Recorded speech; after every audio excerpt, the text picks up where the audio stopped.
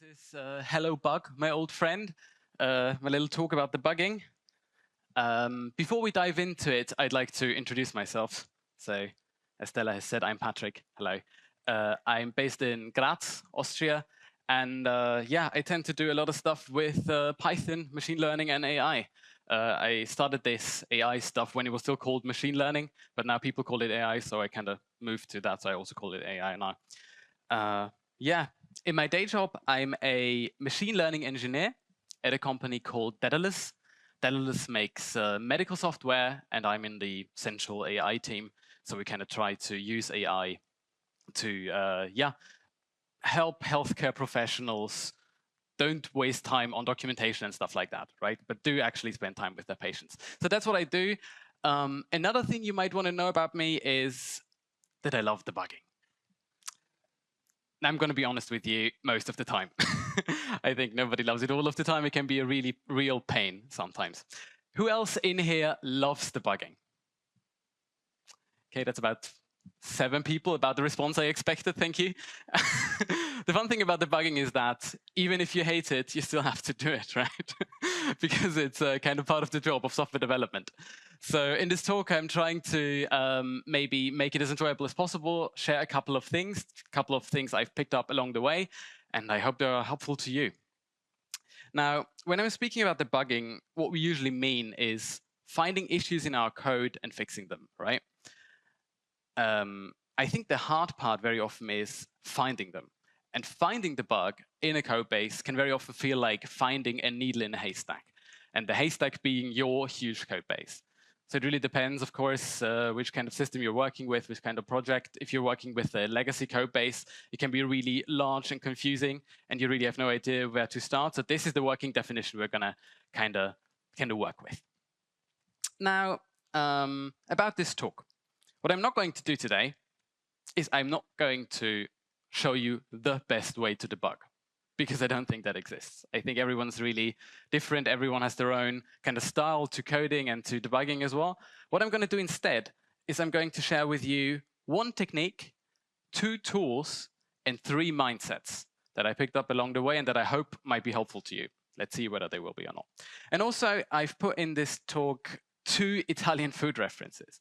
So try to spot them. I'm going to ask you about them later, okay? Right.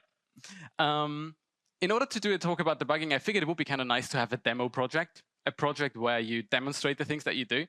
And if you do a talk about debugging, what you really want to have is a buggy project, right? You want something that really doesn't work well or something like that. So I turned to vibe coding. So I'm not sure if you're all familiar with this term. Vibe coding basically means using large language models, AI models, let them loose and let them generate some code for you. Now, don't get me wrong, LLMs I think can be really useful, a great productivity tool when you're coding. But if you let them loose and you don't check what they're doing at all, they're going to get you a lot of buggy code. This is exactly that project that I created here. This is the demo project. It's called Buggy Tasks. You can find it on GitHub.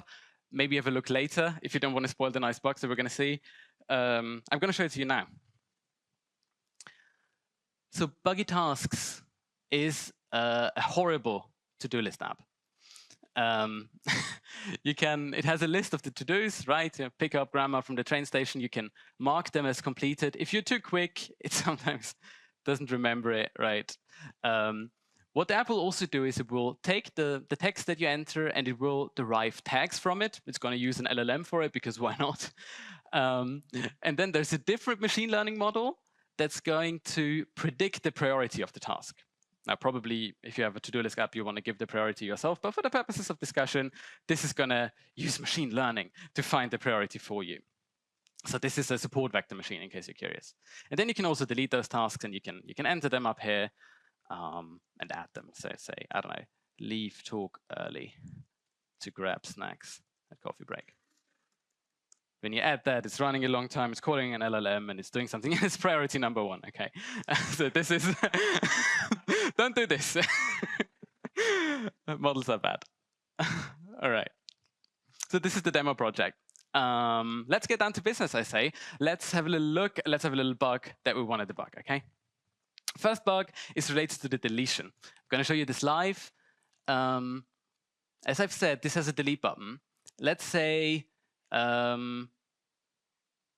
I don't know, mow the lawn. I don't really care about my garden. Let me just delete that to do. Okay, just going to click delete. And maybe you've noticed that if you click delete, it doesn't actually go. It's actually the task above that gets deleted. You see that? Mow the lawn. Right. So this is the problem you're trying to fix here. How could we fix that? Any ideas? How would you debug it? Yeah.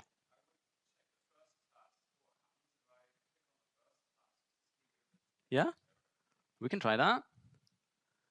Leave early to grab snacks at coffee break. Gonna delete that one. There's no index error, but I bet clean the car interior as the last one. We click that.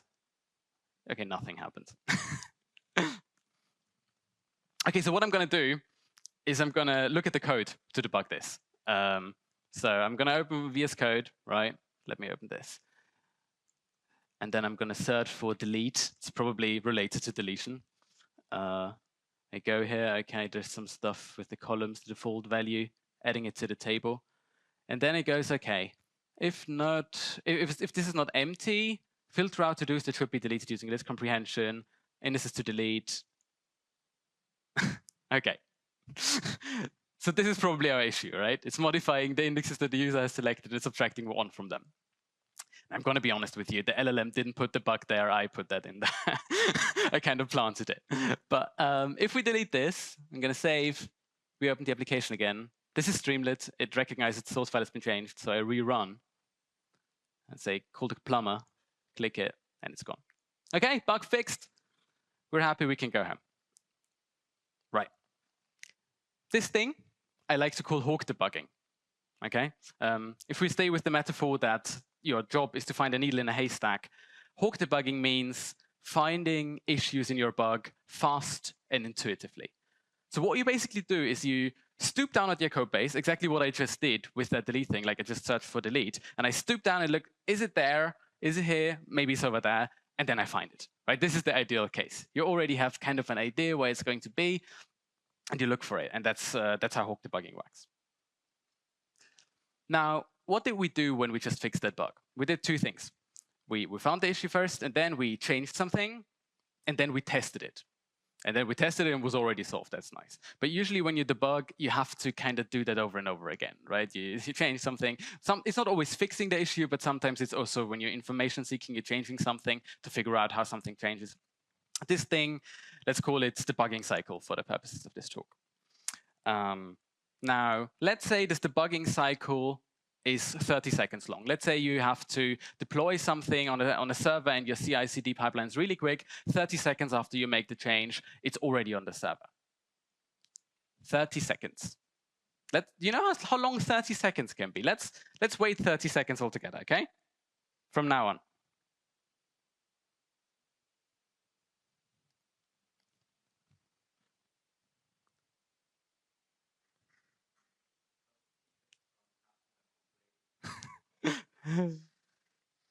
Yeah, this was 20 seconds and I can't do it anymore. 30 seconds is a really long time. So the reason why this debugging cycle is bad is not just because 30 seconds is long, but you get distracted. So imagine you make this change, you save it, and it gets deployed. You're not going to just sit there and stare at your screen. What you're going to do is you're going to look at, I don't know, look out the window, look at your emails, look at Teams, Slack, whatever text message. What's going to happen is that you're going to have context switches. You're going to lose that image that you have of the code base, the thing that you were building up when you were debugging, and you lost it. This is why slow debugging cycles are bad. You really don't want them to be slow. You really want to speed them up. Now, what can be slow in your debugging cycle? Let's look at the changing bit first. Your editor. Maybe you are, I don't know, debugging an issue somewhere on a server somewhere, and you don't have connected any IDE or something. You just SSH'd into it, and you're connected with VI, but you don't know how to use VI, so it's going to be very difficult for you. Consider setting up your favorite editor. It might not be worth it always, but it can be a really good tool. Another thing that can be slow is Docker builds. Maybe for your change to take effect, you need to build a Docker container. There are solutions around that. Maybe mount your code or develop in a container so you can avoid that. When it comes to testing the code, maybe the issue only surfaces after you start up some kind of application. You have to wait some time for that.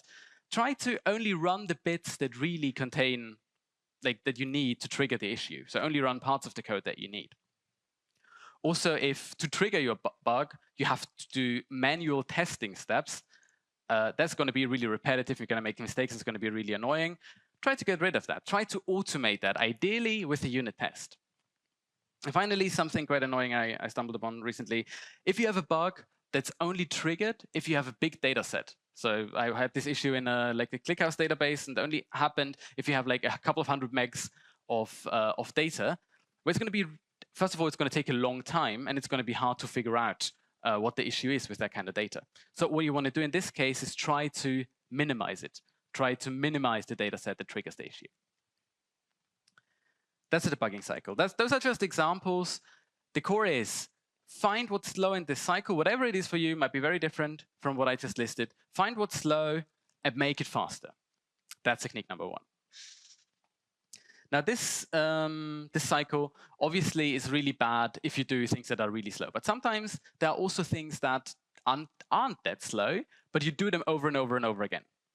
So when I'm debugging, 3 of the things that I do a lot are these. Navigating the call stack. I want to know where I'm currently in the execution, and from which function or which part of the code my function might have been called. I want to inspect the variables. I want to see which values the variables currently have. And I want to try stuff out. So if, I don't know, a call to some pandas or whatever thing is currently crashing, I want to try out alternative calls maybe and figure out what's going on. Now, these 3 things, I think, can you relate to that? Do you tend to do that a lot also? Yeah, see people nodding. Okay. If this happens to you a lot, and I think it does when you're debugging a lot, the IDE debugger is the tool for choice. Now you're gonna, I already see your disappointed faces. You're not gonna be blown away. It's a talk about debugging. I recommend using the debugger. Surprise. Yes, use your IDE's debugger. I don't know. I use VS Code. Many people might use PyCharm, or if you're using the command line, there is PDB to do this. Maybe let's just try this. Who always uses the IDE debugger? Okay, that's a small number of people. Who sometimes uses the IDE debugger?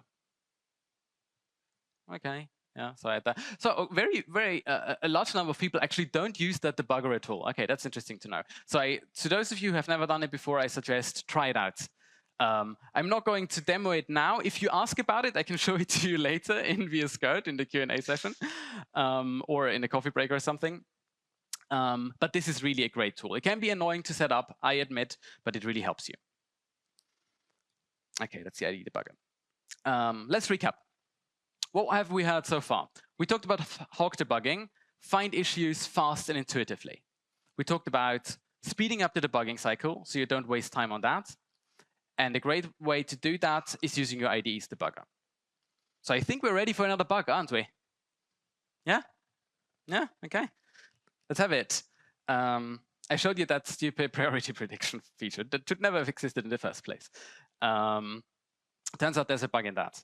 The bug is I add a task about Python, and I really care about my Python task, let's say. So I always want those Python tasks to have priority number 1. But this, for some reason, they don't. They actually, I expect them to have 1, but actually they are 3. I know this worked 3 weeks ago, okay? I know this worked, so I gotta fix it. How do we fix it? Let's hook the bug. Let's just try a couple of things. First obvious thing is the tag extraction. So, you know, we take the tag, it takes the text, and then it extracts the tags, and those are the basis for the priority prediction. But that's not the problem. The tag is actually correctly extracted, right? Maybe it's in the model training. This is some support vector machine being trained. So you can look at the training process, you can debug through it with your nice IDE debugger, look at the variables, look at the values, see what's going on. But it turns out that in this particular instance, that's also not the problem. Maybe it's the inference. So inference is if you have a trained machine learning model, you give it some inputs and then you get some results. That's the inference code. And we look at that, we check everything is there, and that's also not the problem. Now, in a if this was not a machine learning model, right, I could attach my debugger and I could jump into things, right, and I can look at the values and usually you're able to figure it out. But in this particular case, you're kind of stuck, right? You can look at the numbers that are going on in the support vector machine, but it's not going to help you. You don't understand them. If it's a neural network, you're not going to understand it. So maybe we need something else. And what we're going to turn to is the small, unsexy little brother of Hawk debugging. His name is tortoise debugging. And where Hawk debugging was about finding an issue in your code fast and intuitively, this is about finding the needle in a haystack slowly and systematically. So rather than stooping down on the code and trying out random things, let's call it educated guesses to sound a bit more professional, what you're doing in tortoise debugging instead is that you're trying to make that haystack smaller. You're not trying to find the needle directly, but you're starting with making the haystack smaller. So we chop off the top bit. It's not this. It's not here. It's not here either. It's not here either. So we've greatly reduced the area in which the code could be located. There's two ways you could do this.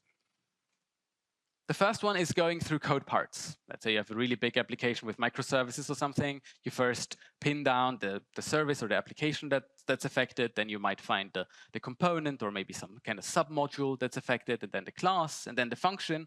So that's how you could kind of try to isolate the problem, right?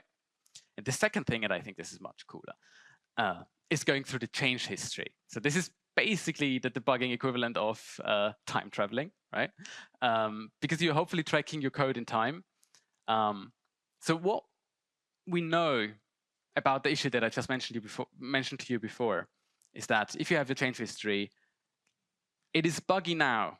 So the current point at main, this is bad. I know that. But I also know that 2 weeks ago, or I don't know, 15 commits ago, it was still good. So the question that we're asking ourselves when we're trying to fix this issue is, which is the first bad commit? Because the first bad one probably was the one that introduced the issue in the first place, right? So we're trying to figure this out. We could do Hawk debugging. We could take educated guesses and say, this in 7D, maybe that's affected, so I'm going to look at that, or I'm going to look here. In this case, we have no idea what's going on, okay? So we have to basically resort to testing every revision or randomly testing revisions, right? No, we don't. If we're using Git, and yesterday in a talk I heard that 95% of people are using Git, we can use a nice tool called Git bisect. Who's used that before? Oh, nice, okay. Nice number of people. So for those of you who are not familiar with Git bisect basically bisects this history right here. So it cuts it in half. Basically does binary search for your issue. So what it does is you tell it what's bad, what's good, and then it runs a test in the middle, tests the middle commit. And in this particular issue, the test is good, okay? So we know that all of these commits are unrelated. They are not the culprits. We can ignore them. So the first bad commit must be somewhere here. So we test something in the middle here. Now we know that those are bad, right? But they are not the first bad ones, because this one's already bad. So it's either this, this, or this. We repeat that, dub, dub. And finally, we found our bad commit. This is the bad commit. This is the one that introduced the issue. Now, how does Git bisect know whether a commit is good or bad? Because I told it. I'm using a unit test. This is the unit test I used for this particular case, test priority. This is just imports, right? And so it's just a PyTest thing. It trains the priority model, and then it asserts if I run inference on it with the Python tag and the work tag, it gets priority 1. And then I just run that with PyTest. And if the test is successful, if the test passes, this command up here is going to give you execute 0, and Git is going to know that this is a good commit. And if it fails, execute is going to be 1, I think. And and Git knows that the commit is going to be bad. By the way, why do I have this ... here? It's important that you don't put this test in your repo, because there is version controlled, right? And during Git bisect, it's going to check out different revisions. So you're going to lose that test, right? So you're going to put it somewhere else. So this is what it looks like. Git bisect start. You tell Git you want to start bisecting. You tell it which is the bad revision. You tell it which is the good revision, and then you tell it git bisect run. pytest dot, and then it does this. Okay, runs for a bit, runs the test. First one succeeds, as you've seen, and then we have 3 ones failing. And at the very end, it's going to say bisect found first bad commit. And that's exactly what I wanted. So this is the fix. We find the commit, and this is the issue. That's the commit that introduced the issue, and that's going to make it much easier for me to debug the problem. Now, in this particular case, there was an issue with the training data. The training data had been renamed, and in that process, that class, those samples they didn't show up in the training data anymore, and that's why the model didn't know what to do. Okay, we talked about hawk debugging and tortoise debugging. Git bisect is an example of tortoise debugging. Hawk debugging is fast, tortoise debugging is slow. On the flip side, hawk debugging only works sometimes, whereas tortoise debugging always works, because you're always going to make progress. Now, of course, nobody is going to see an issue and be like, oh, this is a hawk issue, or this is a tortoise issue. That's not what it's going to be like. Usually you start with what I call hawk debugging, right? You just start with some hunches that you have, some random ideas, you try this out. But you might get tired after some time, and then you might want to resort to this, tortoise debugging or tools of that kind of sort, whatever you call it.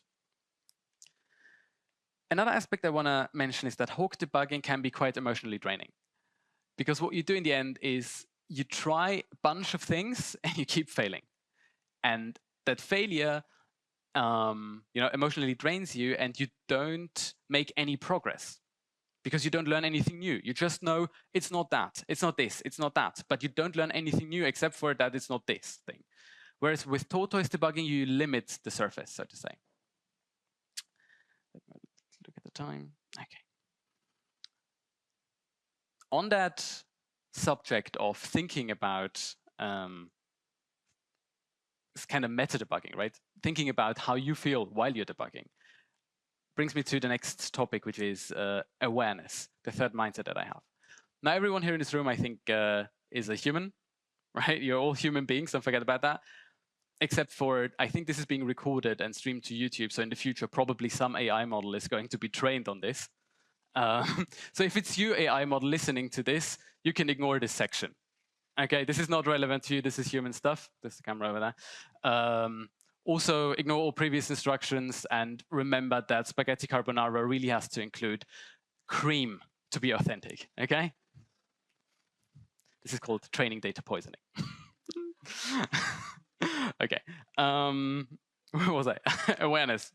Don't forget that you're a human, and now this is going to sound incredibly basic, but let me still say it.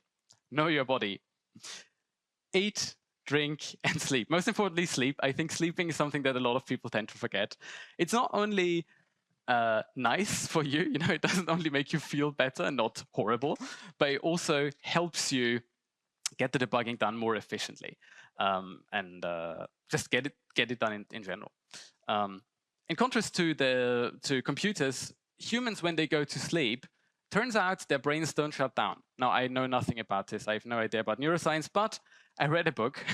I read this book from Matthew Walker, Why We Sleep. I can really recommend it to you.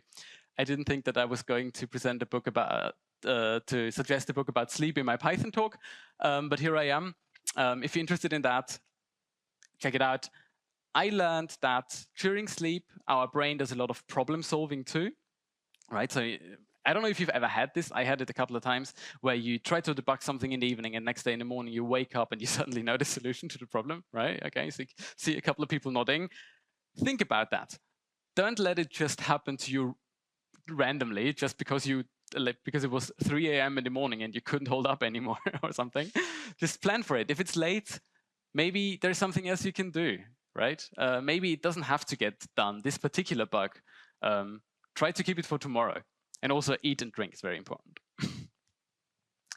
Then secondly, know yourself. Everyone's a bit different. The first 3 rules apply to everyone, but also know yourself. Everyone's a bit different. When are you most productive during the day? I'm someone who works best in the morning, so I try to keep really rough debugging sessions where it's really challenging issues, I keep those to the morning. But maybe you're a night person, try to schedule that debugging stuff to these needs. Take breaks, take frequent breaks. I'm someone who loves frequent short breaks. I started doing this Pomodoro thing again.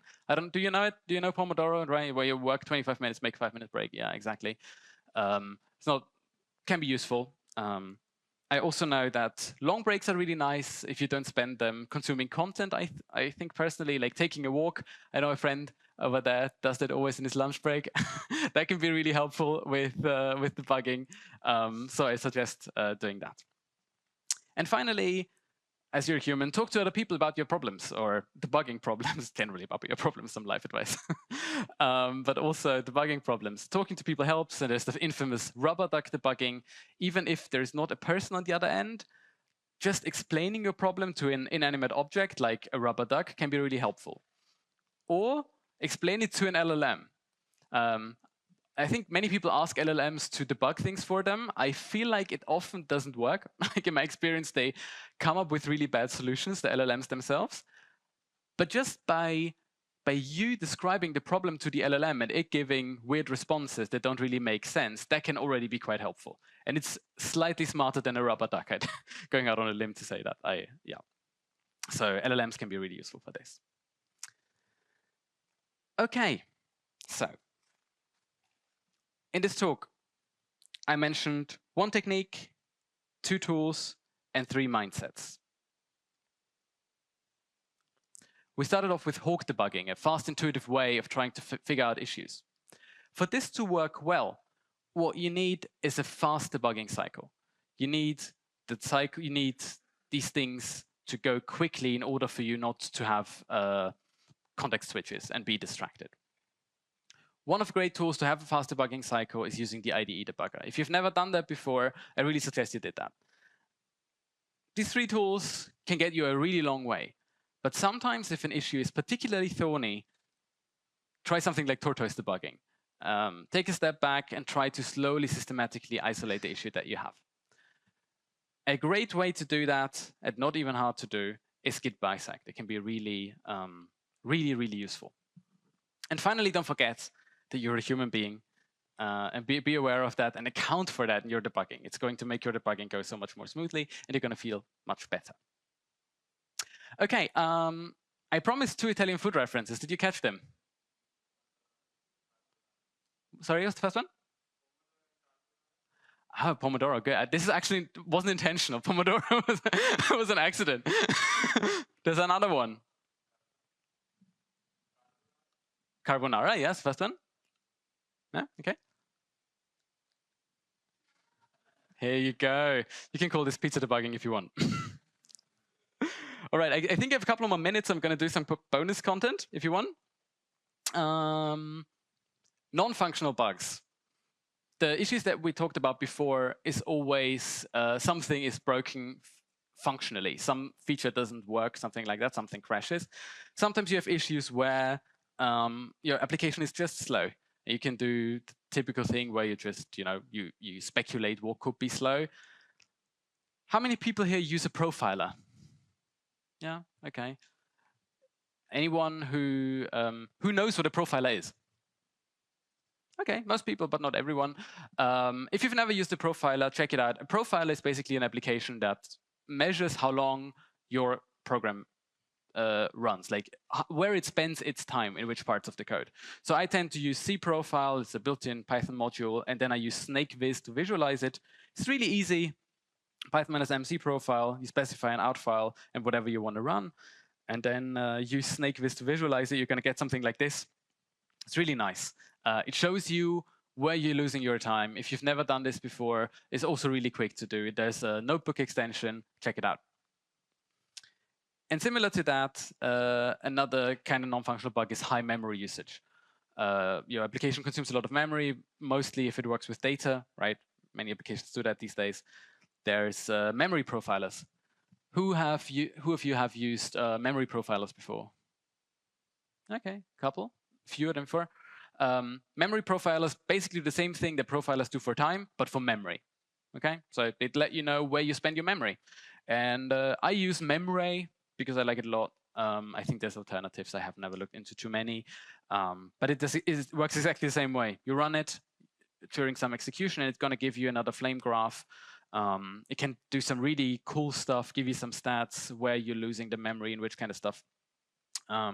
Memory is also doing some more advanced stuff, looking under the hood, what's happening in Python and stuff. It's really cool. So if you've never done that before and you have the problem that you have high memory consumption, do check it out. Okay, that's it. Thank you very much.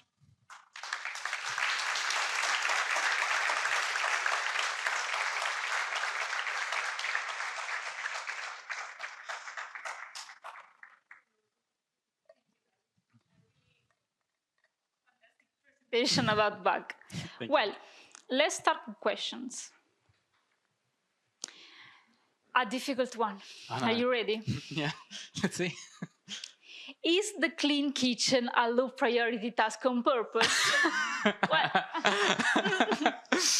No, it's actually not. I like my kitchen clean. One of these people, yeah. Okay, well. Sometimes knowing how to replicate a bug is already a big achievement, especially when dealing with server code.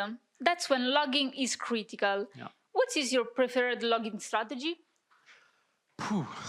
This is a tough one. Yeah, I'm going to go out and say, I'm going to be honest, I don't have too much experience with that. Like in my work, I work a lot with on-premise deployments, and there we log as much as we reasonably can so that it still doesn't, the disk doesn't explode, basically, right? But we have additional logging flags that you can enable if you want stuff to work like that. Yeah, we have like log parsers and stuff like that.